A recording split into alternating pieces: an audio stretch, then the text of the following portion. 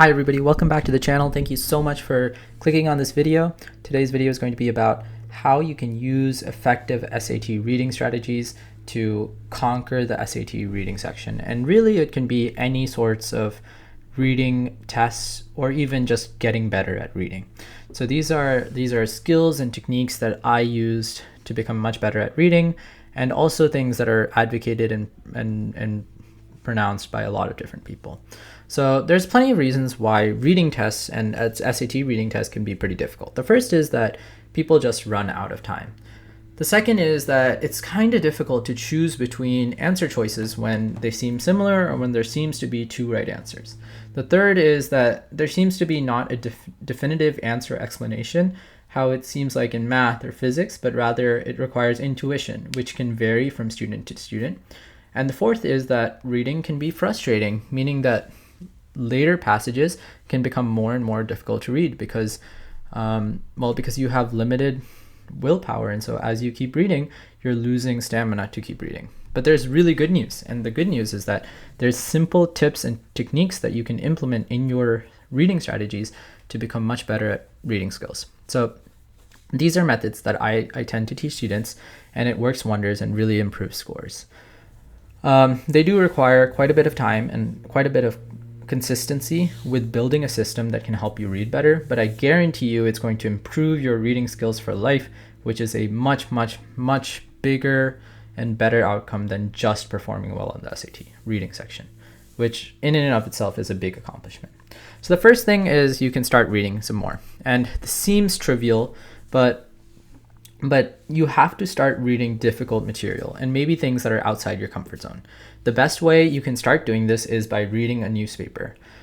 When I was preparing for reading test, I would start ordering the newspaper for a few months in paper version, and I would go through it every single morning for about 30 minutes to an hour. So it might seem really time consuming, but it really depends on how you're trying to read it.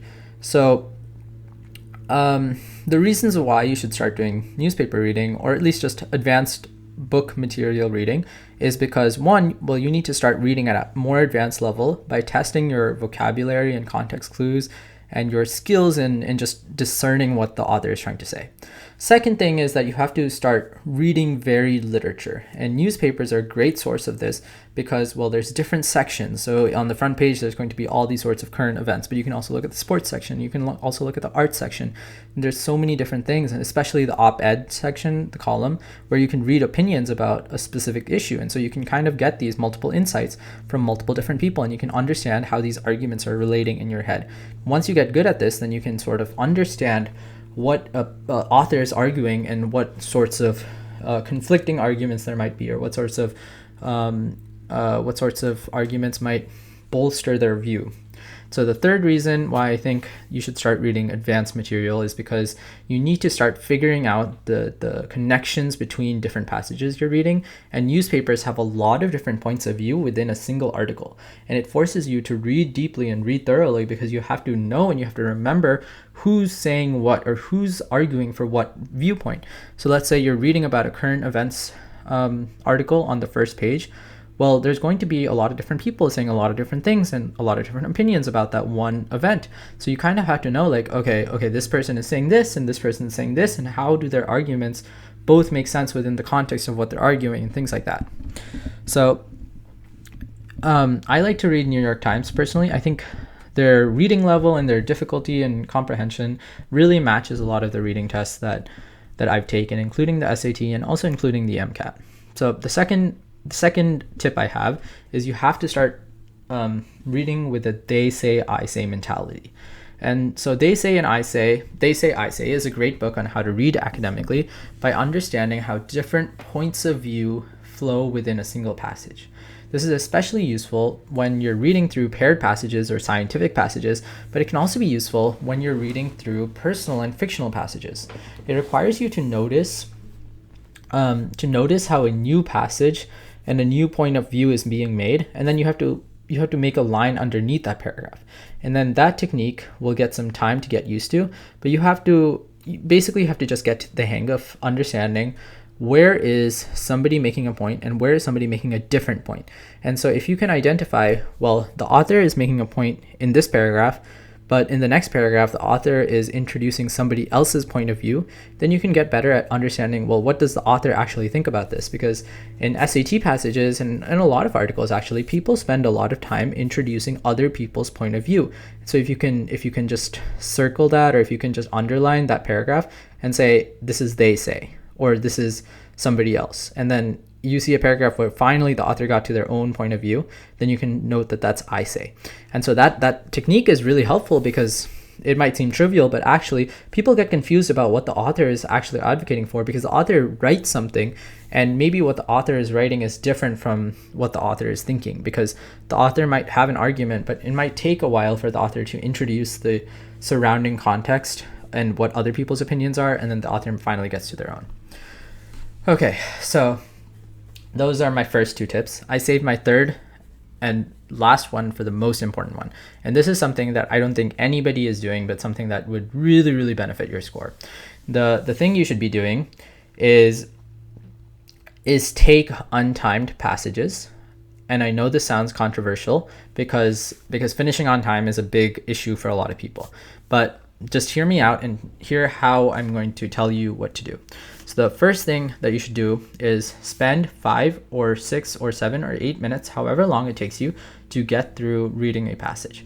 After you do one read of that passage pretty well, thoroughly, then you should get a paper and a pen. And either next to the paragraph, if you're willing to write in the book that you're taking the practice exam, or on a separate piece of paper, write a few words to summarize each and every single paragraph in that article or in that passage. So if there's 7 paragraphs, write a few words for each paragraph and summarize that paragraph.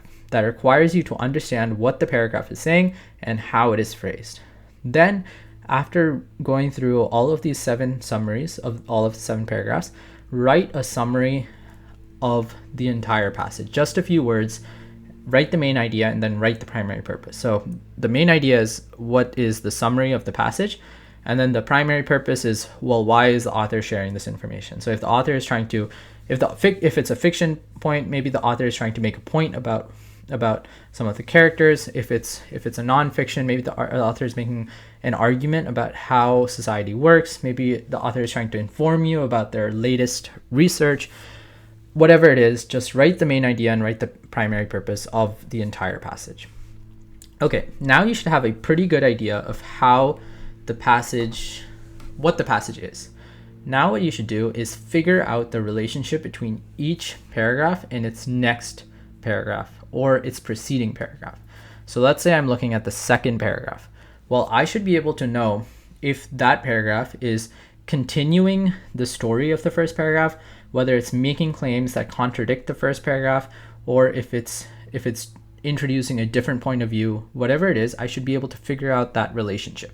Once you get good at figuring out the relationships between each upcoming paragraph, you get really, really good at figuring out, well, where is this reading going, and how can I figure out the flow of the information. And once you get really good at flow, you're going to be able to answer a lot of these questions really, really well.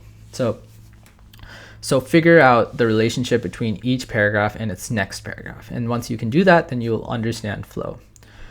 So just to give you examples of how you can sort of understand this relationship, maybe one paragraph will qualify a claim made by the previous paragraph, or maybe it'll add details and context to the implications made by the last paragraph, or it might build on the main idea of the last paragraph, or it might introduce a conflicting point of view. Whatever it is, just write it down and understand what that relationship is, and then you're going to understand flow. So then once you did 10 minutes of summarizing each paragraph, summarizing the entire passage, writing the primary purpose, and then figuring out the relationships between each paragraph, what you want to do is go through the questions. But go through the questions and put your hand on the answer choices. Don't look at the answer choices, only look at the questions, and go one by one. And so maybe this is going to take like 20 minutes or something for just one passage. But you're going to want to go through each question and not look at the answer choices. What you're doing is you have to figure out an answer that makes sense to you based on the question. And so you want to try to train your brain to come up with answers And then you want to check the answer choices and see if there's an answer choice that matches the answer that you gave for yourself. And what you're doing is you're training yourself to be able to think like the test makers and be able to come up with the answers that they come up with themselves. And so when you can get good at this, then you can just look at a question, and then you can be like, okay, the answer is going to be this, and you look and the answer is right there. And so you got really, really good at discerning between choices that look similar because you've already trained yourself to think like the test maker and to know what sorts of answers that they would come up with. So once you do this for several untimed passages, you get really, really good at understanding paragraphs, at understanding the main idea of a passage, at understanding the primary function of a passage, and at understanding the relationship between paragraphs.